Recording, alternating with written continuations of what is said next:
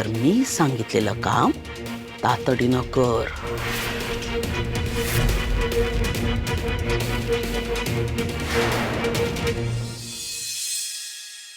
चला कामाला लागा.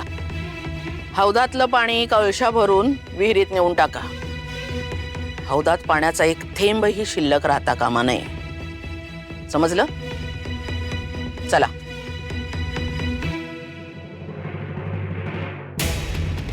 अहो सासूबाई, इतका चांगला पाण्याने भरलेला आहोत, तुम्ही रिकामा का करायला सांगताय? नीट ऐक, समजून घे माणिक. यापुढे या घराची जबाबदारी तुझ्यावरच पडणार आहे.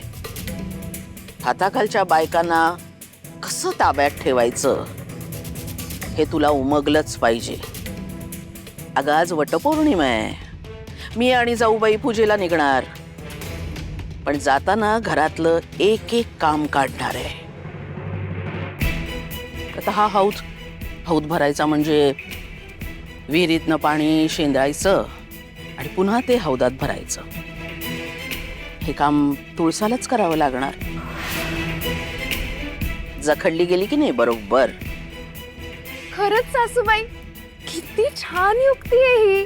आणि हे बघ, आम्ही पूजेला गेल्यावर त्या तुळसाला घराच्या बाहेर एक पाऊलही टाकू देऊ नकोस. मी काळजीच करू नका सासूबाई. मी तिला घराबाहेर एकही पाऊल टाकू देणार नाही.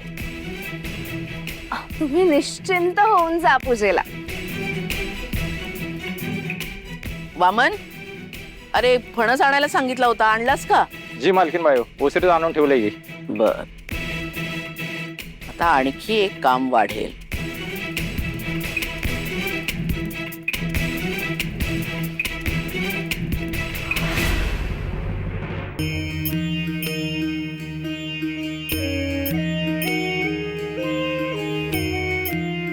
चला, कधी एकदा वडाला पूजते असं झालंय. कारण त्या पूजेनंतर मी आहोंना माझं सत्य सांगणार आहे. मी तुळसा नाही सखू हे सांगून टाकणार आहे. मग काही हो. चला, या दोघींची तयारी झाली.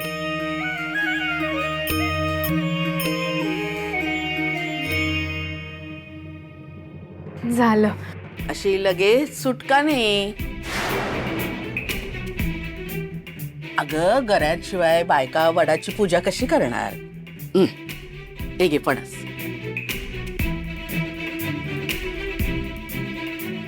सगळे गरे काढ. हा, तुला काय वाटलं तुला अशी मोकळी सोडेन? तुला गुंतवून ठेवायच्या सहस्त्र गोष्टी आहेत माझ्याकडे.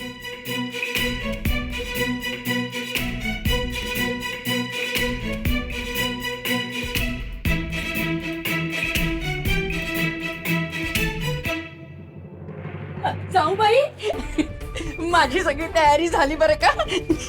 उगीच धांदरटपणा करू नका. आयुष्यात पहिल्यांदा एवढे दागिने घातलेत का? जाऊबाई, आज तरी घाई करू नका. वटपौर्णिमेची पूजा व्यवस्थित पार पडली पाहिजे.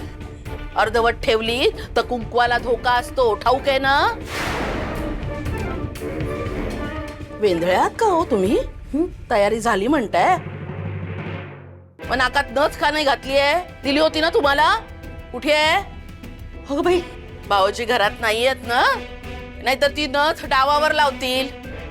जाऊबाई, नथ हरवली ना तर तुमच्याकडून दाम दुप्पट वसूल करेन. नाही नाही, मी बघते. हा, जा. या दोघींना आणि मला पूजेला लागतील तितकेच गरे मी आत्ता काढते. म्हणजे मला लवकर काम आटोपून पूजेला जाता येईल. मग आल्यावर सगळे गरे काढीन. तुळसा, बराबर हात चालव हा. आणि कुठलंच काम अर्धवट ठेवायचं नाही. नाहीतर आमच्या पुरते 4 गरे काढशील आणि ठेवशील फणस बाजूला. चालणार नाही. सगळे गरे काढ त्यातले. आणि हा, पुरुषांची न्यारी, त्यांचा स्वयंपाक सगळं नीट बघ. आमचा तर उपवास आहे, पण पुरुषांचा उपवास नाहीये, लक्षात ठेव.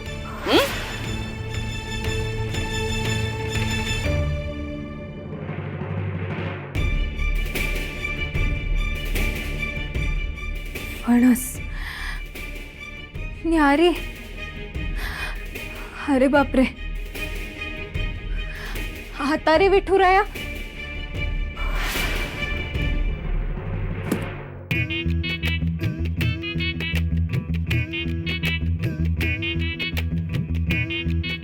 वच्छे नथच शोधतेही.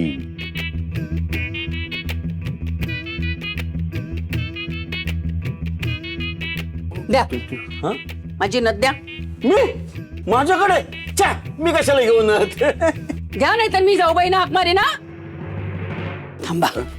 जाऊबाई, ओ जाऊबाई. अगं वहिनींना कशाला हाक मारतेस? ही काय, ही तुझी नथ इथे पडलेली आहे, कुठे तरी बघते घ्या. अगं बाई, इथं कशी काय पडली? जाऊ दे, सापडली ना, बरं झालं. इथे पूजेला जायला माझ्यामुळे खोळंबा नको. वच्छे, दरवर्षी मला वाटतं की त्या वडाच्या पूजेला तू वहिनींबरोबर जायला नको. का? अगं का म्हणजे काय, बावळट कुठली. अगं ज्या महामायेने आपल्या नवऱ्याचा कधी मान ठेवला नाही, हा, सेवा तर राहिली बाजूला, त्या दुष्टबाईने आपल्या दादाला घरातून बाहेर हाकललं, अशा बाई बरोबर तू वडाची पूजा करायला जाणार आहे? अगं मी तर तुला सांगतो ना, ही महामाया त्या वडाला सांगेल की जन्मोजन्मी मला असा नवरा मिळू दे जो घरापासून अलिप्त राहील, आणि म्हणजे त्या घरात तिचीच सत्ता राहील ना.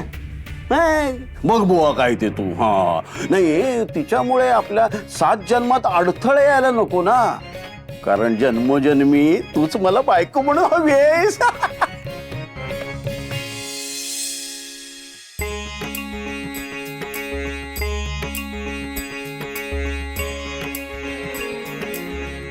शंभूराजे, सगळ्यांना न्यारीसाठी बोलवता? ए थांब, आमच्याकडे ह्यात लिंबू पिळतात. तू हो बाजूला, उठ.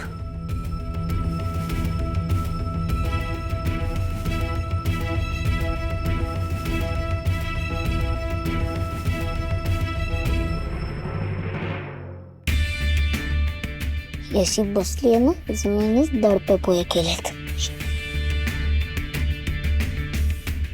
तुळसा, शंभू काय बोलला का? नाही नाही, काही नाही.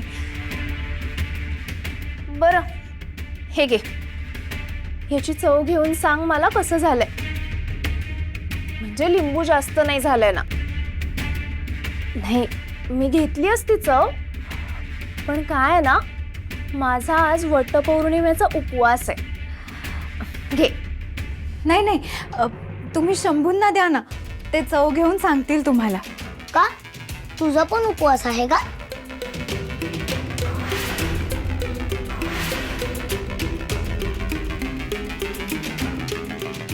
नाही हो,